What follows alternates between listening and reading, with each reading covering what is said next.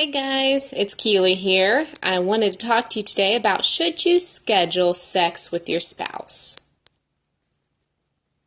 Thank you so much for joining me, and if this is your first time here with me, my name is Keely, and I blog over at lovehopeadventure.com. I'm the owner there, and I talk to people about the different things to do with marriage, and today I really wanted to talk with you about scheduling sex. And this kind of came up on my blog this week because I wrote a post about inviting your spouse to like an after party after Halloween, since you're going to already be dressed up. And I had somebody comment, hi, thanks for joining me. I had somebody comment on the post and say that they tried that idea, but that their husband fell asleep before they could have sex. And, that just totally happens, doesn't it? We have these plans and we think, okay, this is going to be great. Let's do this together. And then something comes up, right? And so here's an honest confession. Halloween night, my husband and I, we were so exhausted. It didn't happen for us either. Even though I blogged about it, I said, this would be fun, wouldn't it? This would be a great idea. And it didn't happen for us. So I just encourage the reader to try again, because it happens to all of us. We all have times when we think, okay, we're going to spend intimate time with our spouse, and then it doesn't happen. So the question is, should you schedule that time together? And I really think that you should.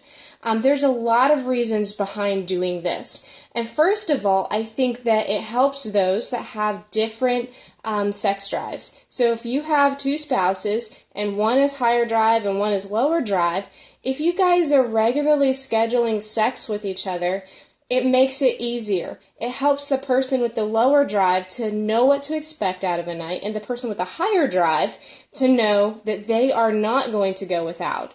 Now, the thing about scheduling sex is, as best as possible, try to stick with it.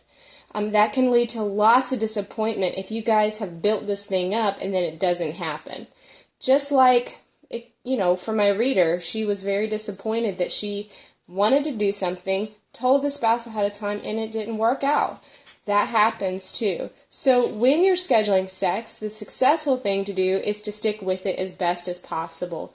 Now, does that mean you shouldn't ever schedule it because it might not happen? No, you should, because scheduling it will help you to format your night better and do the best you can.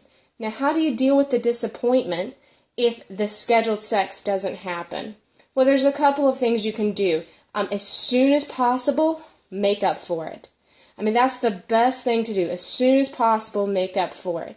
If that means having to get up a little early the next day, if that means sneaking it in before the kids go to bed or putting on a show, I don't care what it takes. Make it happen. Make up for that loss. Schedule a rain check and make sure that you spend that time together. I think when we schedule sex, it happens more often, and it's just as intimate. And sometimes it can be even better because you anticipate that time with your spouse. I think a lot of times we just think in the movies that romance has to be passionate and it has to be, just this raw emotion. People come together and they have sex and it wasn't planned and they just tackle one another. Does that happen in marriage? Yes, sometimes. But most of the time it happens because one person clearly communicated their needs to the other person, and the other person came together and they met each other's needs. And it's not always spontaneous. In fact, a lot of times it just happens because we scheduled it, because we make it a priority, and we say we're going to be together. So that's some of the reasons why I think that scheduled sex is so important. It helps you to build anticipation of being with your spouse, and it makes it happen more often. Are you going to have some disappointments with it? Sure. But I believe you're going to have a lot less disappointment with scheduled sex versus the passionate sex that just sometimes happens, that comes together and sometimes happens. So schedule more sex with your spouse. And if you would like to follow me, I blog over at lovehopeadventure.com, and I will be writing a post probably in the next couple of days about helps for those that have different drives, higher drive, lower drive.